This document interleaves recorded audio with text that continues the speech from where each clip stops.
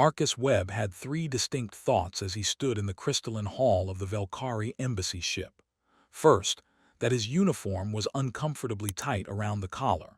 Second, that he should have read the entire cultural briefing packet instead of just skimming the first 2 pages. And third, that pointing at people while your eyes were closed was probably not an approved diplomatic technique. Yet here he was, doing exactly that. "The honored guest will now select," announced Ambassador Kriva, her voice resonating through translation implants that made every word sound like wind chimes having a conversation with thunder. Marcus had arrived on the embassy ship exactly 4 hours ago as a replacement junior liaison. The original liaison, Sarah Chen, had eaten something called fermented star blossom at a welcoming dinner, and was currently experiencing what the medical officer politely termed aggressive biological rejection. The second-choice replacement had missed the shuttle. The third choice was Marcus, who'd been filing reports in a basement office and had approximately 45 minutes of relevant experience. Now he stood before what his hastily reviewed notes called a selection circle, a tradition where visiting dignitaries chose a cultural guide from among volunteering Velkari citizens. It was supposed to be an honor, a sign of respect, a carefully choreographed diplomatic gesture. The problem was that Marcus couldn't tell any of the volunteers apart. 12 Velkari stood in a perfect semicircle, each wearing ceremonial robes that shifted colors like oil on water. The Velkari were humanoid in the way that mannequins were humanoid, technically correct but fundamentally alien. They stood 7 feet tall with skin that looked like polished obsidian, eyes that were slightly too large and completely black, and movements that were just fluid enough to trigger that uncanny valley response in human brains. They were beautiful, they were terrifying, and Marcus had no idea how to choose one. His cultural briefing had mentioned something about selecting based on aura resonance and intuitive recognition of compatible energies, which was diplomat speak for figure it out yourself. The Velkari were watching him with expressions that could have meant anything from polite interest to plans for his immediate vaporization. Panic climbed his spine like a particularly aggressive vine. "The selection honors both the chooser and the chosen," Kriva continued, apparently unaware that Marcus was experiencing what future therapists would probably classify as a significant anxiety event.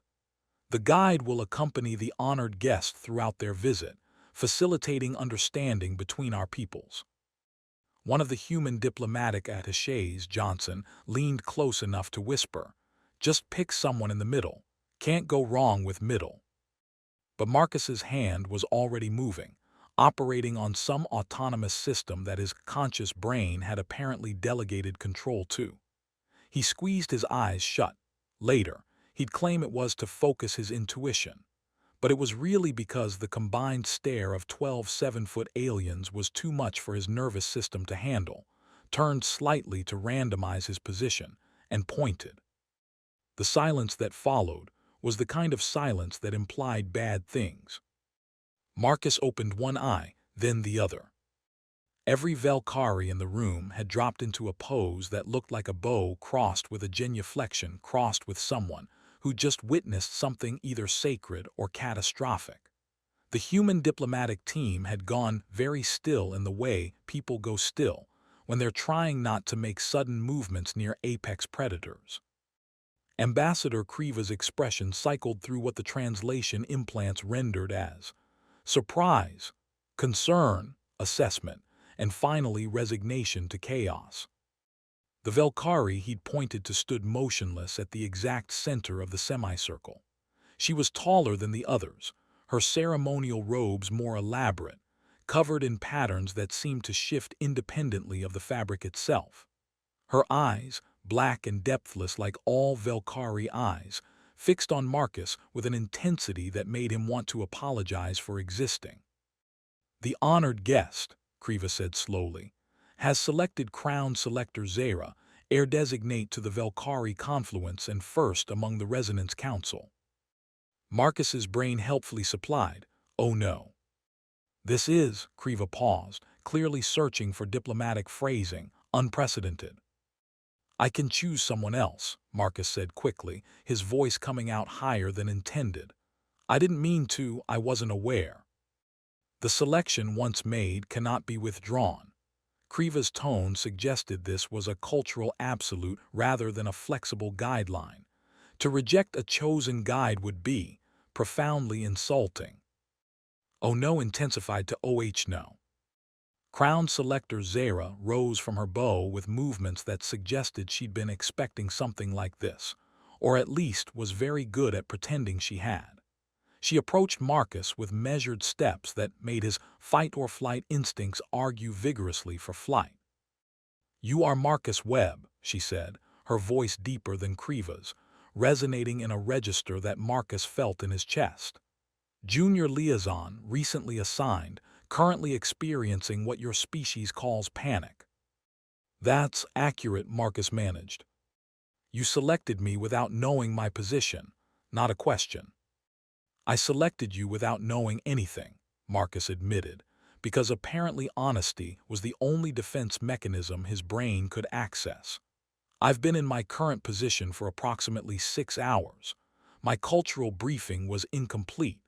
I closed my eyes and pointed because I was nervous and didn't want to inadvertently insult anyone through ignorant selection criteria." The assembled Velkari stirred, producing harmonics that the translators couldn't quite parse. Zai'ra tilted her head in a gesture that might have been amusement, or might have been a sign that she was calculating the most efficient way to have him removed from the ship. "You accidentally selected the one individual who should have been unselectable," she said. "I stood in the selection circle as symbolic honor to your delegation, not as available choice. Proper diplomatic protocol would have required extensive negotiation to even request my consideration as guide." "I'm sensing that I made a mistake," Marcus said weakly. "You made an extremely interesting mistake." Zai'ra extended her hand, a gesture borrowed from human customs, Marcus realized, in what his implants identified as a formal greeting of acknowledgement. "Shall we discover if your instincts are as fortunate as they are bold?" Marcus took her hand, noting that her skin was warm and slightly textured, like touching polished stone that had been sitting in sunlight. Her grip was firm enough to be confident, gentle enough to not be threatening, and the contact lasted exactly 3 seconds before she released him. "The selection is acknowledged," Kriva announced, her tone suggesting she was making the best of an impossible situation. "Crown Selector Zai'ra will guide Liaison Webb throughout his visit. May their association bring understanding between our peoples." The ceremony dissolved into activity as Velkari and human diplomats dispersed, many casting glances at Marcus that ranged from curious to concerned. Johnson approached with the expression of someone who wanted to say, "I told you so," but was diplomatically restraining himself. "You selected their crown heir," Johnson said quietly. "Their equivalent of a princess, though that's not exactly accurate because they don't have monarchs in the way we understand them, but close enough." I gathered that from the unprecedented comment and the general atmosphere of controlled panic. "The good news is that you've created a unique diplomatic opportunity. The bad news is that you're now under intense scrutiny from both governments, and every decision you make will be analyzed for political implications." "That's the good news?" Marcus asked. "The alternative was insulting everyone equally by refusing to participate. This is better, probably." Johnson clapped him on the shoulder. "Try not to accidentally start an interstellar incident." Zai'ra reappeared before Marcus could formulate a response, having somehow changed from ceremonial robes into something more practical. A fitted suit that looked like it was made from liquid metal that had decided to be fabric instead. She moved through the crowd with the kind of presence that made people automatically clear a path. "We should begin your cultural orientation," she said. "Your first formal function is in 3 hours. That gives us minimal time to prevent catastrophic diplomatic errors." "I appreciate the confidence," Marcus said, following her toward one of the ship's corridors. I'm being optimistic. The probability of catastrophic diplomatic error is approximately 63%, accounting for your limited preparation and my people's tendency to interpret small gestures as significant statements. But we can reduce that to perhaps 40% with focused instruction. The orientation took place in what Zai'ra called a resonance chamber, a room with walls that shifted through subtle color changes and furniture that adjusted itself to accommodate both Velkari and human physiology. Marcus sat in a chair that had apparently read his muscle tension and configured itself for maximum comfort, which was simultaneously helpful and deeply unsettling. "Tell me what you know about Velkari culture," Zai'ra said, settling into a seat across from him with posture that suggested she already knew the answer would be disappointing. "You value resonance, harmony between individuals and groups. Your social structure is based on consensus rather than hierarchy. You communicate through multiple sensory channels, including harmonics that humans can't fully perceive. And your ceremonial traditions are extremely important, but also flexible in ways that aren't immediately obvious to outsiders."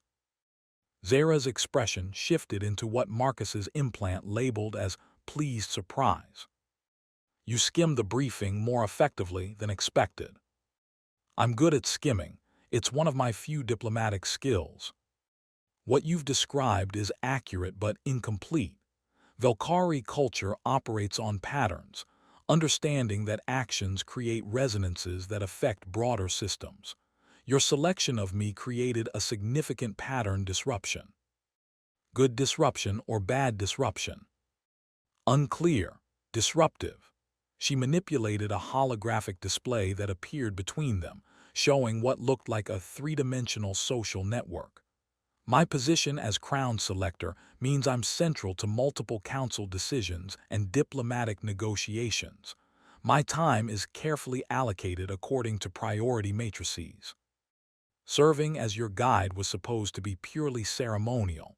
I would stand in the selection circle, remain unchosen, and demonstrate respect for your delegation through participation. But I chose you anyway. You chose me randomly, without political calculation or awareness of implications. That's either remarkably bold or remarkably foolish, and our council hasn't determined which." She met his eyes directly. "What made you close your eyes and point?" "Panic," Marcus admitted. "I was overwhelmed, underprepared, and convinced I was going to inadvertently insult everyone through ignorant selection. So I removed myself from the decision-making process and let chance decide." "You surrendered control, rather than making an uninformed choice." "I recognize that probably sounds terrible from a diplomatic perspective." "It's honest. Honesty is rare in diplomatic contexts." Zai'ra leaned forward slightly. "Do you know how many delegations have visited in the past cycle? 17. Do you know how many delegates have admitted uncertainty rather than performing false confidence? None. You're the first to acknowledge limited knowledge instead of pretending expertise." "Is that good?" "It's unexpected. My people value authenticity within resonance. Performing false confidence creates dissonance. Admitting uncertainty while demonstrating willingness to learn creates potential for genuine harmony." She paused. "You accidentally did something correctly." "That seems to be my diplomatic strategy so far." Over the following hours, Zai'ra guided Marcus through increasingly complex aspects of Velkari protocol. He learned that the slight tilt of a Velkari's head indicated active listening rather than confusion, that their harmonics conveyed emotional context that human ears couldn't fully process, but that made Velkari communication incredibly nuanced, that their concept of resonance wasn't mystical, but rather a sophisticated framework for understanding social dynamics and group cohesion. And he learned that Zai'ra, despite being heir to a powerful position in an advanced civilization, asked questions about Earth with genuine curiosity rather than diplomatic performance. "Your species makes decisions through voting," she said at one point, her tone suggesting this was fascinating rather than inferior. Individual preferences aggregated into collective choice. Mostly, it's more complicated in practice, but that's the general idea. How do you manage dissonance when individual desires conflict? Usually through arguing, compromise, and occasionally just accepting that some people will be unhappy with any decision. Marcus shrugged. It's messy. Messiness implies unpredictability. Unpredictability makes pattern recognition difficult. Zai'ra tilted her head. But perhaps messiness allows for adaptation that rigid resonance systems prevent. They talked for longer than the scheduled orientation required, conversation flowing into topics beyond diplomatic necessity. Marcus found himself relaxing, his initial terror fading into something like comfortable engagement. Zai'ra's questions were sharp but not judgmental, probing but not intrusive, and she listened to his answers with attention that suggested genuine interest rather than polite obligation. The formal function that evening was held in the embassy ship's grand hall, a space designed to accommodate multiple species' environmental preferences, with atmospheric controls that created invisible bubbles of breathable air at appropriate temperatures. Marcus, wearing formal diplomatic attire that still felt uncomfortably tight, entered with Zai'ra as his official guide. Every eye tracked their arrival. "They're staring," Marcus said quietly. "They're analyzing," Zai'ra corrected, "attempting to understand what your selection means, whether it indicates strategic human interest in closer alliance, whether I influenced your choice through subtle harmonic manipulation, which I did not for the record, whether this represents pattern shift in human Velkari relations. What do you think it represents?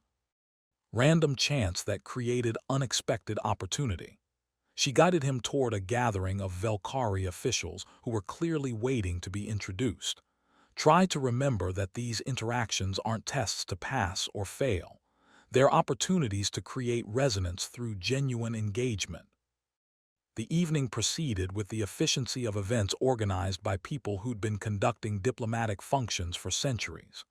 Marcus met council members, trade representatives, and cultural liaisons, each conversation a careful dance of introducing himself, while avoiding accidentally committing Earth to trade agreements or cultural exchanges he had no authority to negotiate.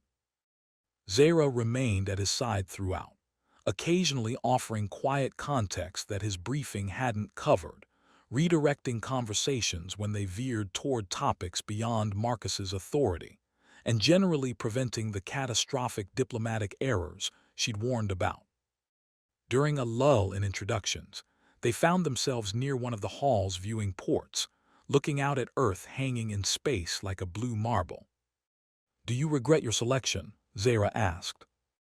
"It's been terrifying and overwhelming, and I've spent most of the evening convinced I'm about to say something that will end diplomatic relations forever," Marcus replied honestly. "But I don't regret it. You've been patient with my ignorance and helpful in ways that go beyond obligatory guide duties. So no, I don't regret accidentally selecting you, even though my position creates additional complications. Especially because of that. If I'd selected someone less significant, I'd just be another forgettable human liaison. But I accidentally selected you, which means people are paying attention. Maybe some of that attention will lead to actual understanding instead of just polite diplomatic performance." Zai'ra's expression shifted into what Marcus's implant identified as contemplative approval. "Your random selection might have been more fortunate than either of us initially recognized." The rest of the evening flowed more smoothly, conversations becoming easier as Marcus's nervousness faded, and he found rhythm in the diplomatic exchanges. When the function finally concluded, Zai'ra walked him back toward the human delegation's quarters. "Tomorrow we have scheduled cultural exchange meetings," she said. 3 sessions, each progressively more complex. You'll be expected to discuss human approaches to several topics including conflict resolution, resource allocation, and collaborative decision-making. Should I panic now or wait until morning? Neither. You'll have preparation assistance. I'll be there. She paused at the entrance to his quarters. Despite the unusual circumstances of your selection, I find our interactions valuable. You approach our culture with genuine curiosity rather than performative respect. That creates authentic resonance. I approach everything with genuine curiosity mixed with mild terror. It's my natural state. Perhaps that's why your selection was fortunate. Zai'ra extended her hand in that borrowed human gesture.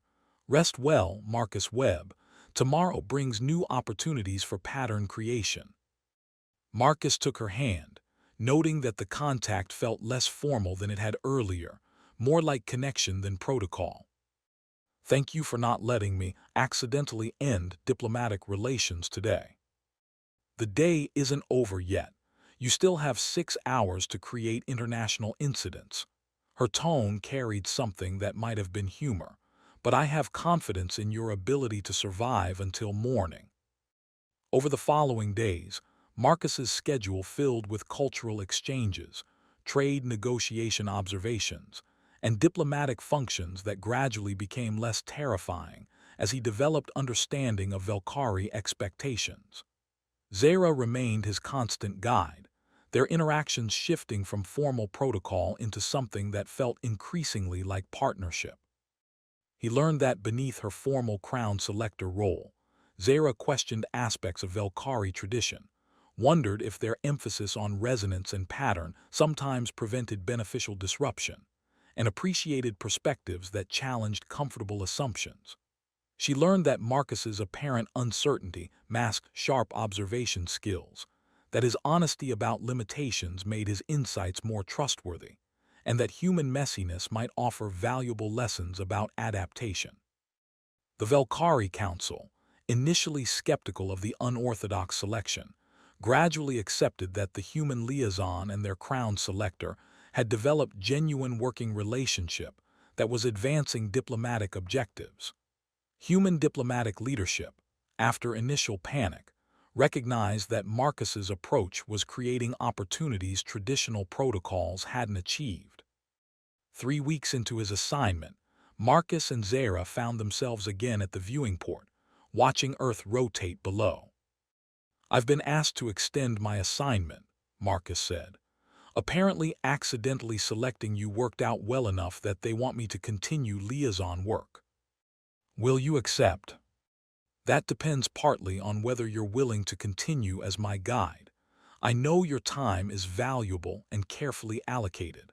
I don't want to monopolize resources that should be directed elsewhere. Zai'ra turned from the viewport to face him directly.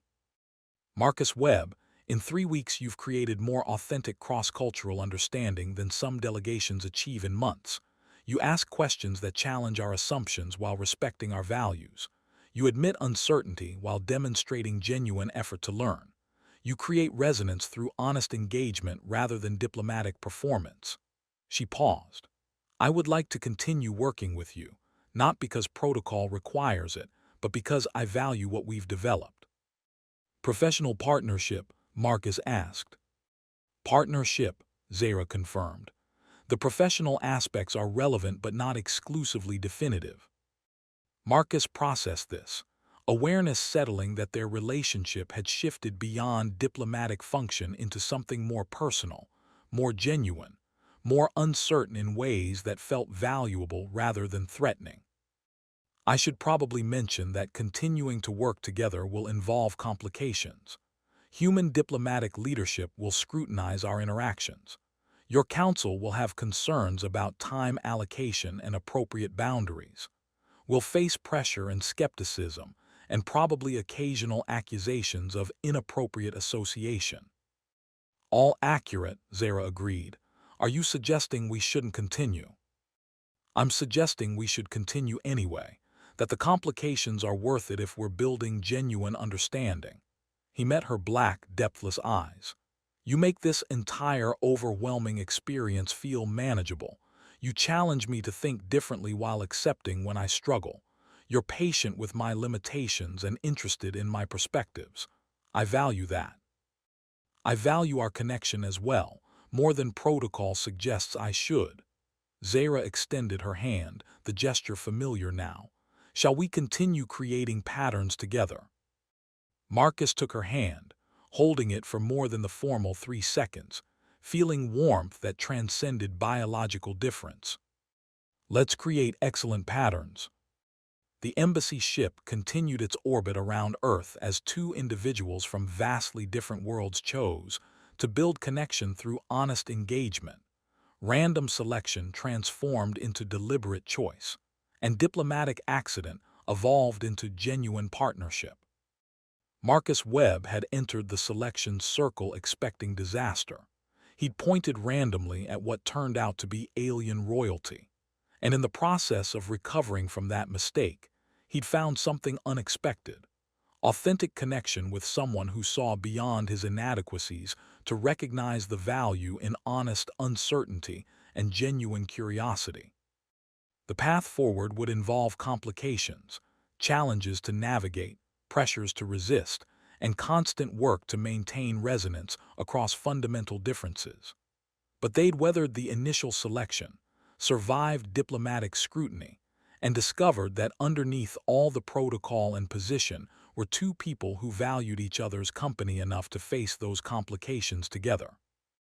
And sometimes, Marcus reflected, the best diplomatic outcomes came not from careful planning and calculated decisions, but from closing your eyes, pointing randomly, and being willing to build on whatever fortunate accidents followed.